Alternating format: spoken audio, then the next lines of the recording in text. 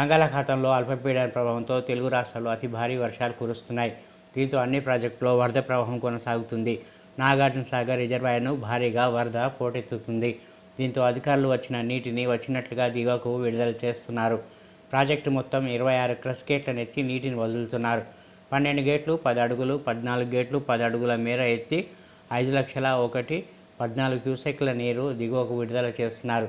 సాగర్లోకి 4,91,792 క్యూసెక్ల నీరు వస్తుంది. సాగర్ పూర్తిస్థాయి నీటి మట్టం 590 అడుగులు కాగా ప్రస్తుతం 588.90 అడుగులకు చేరుకుంది.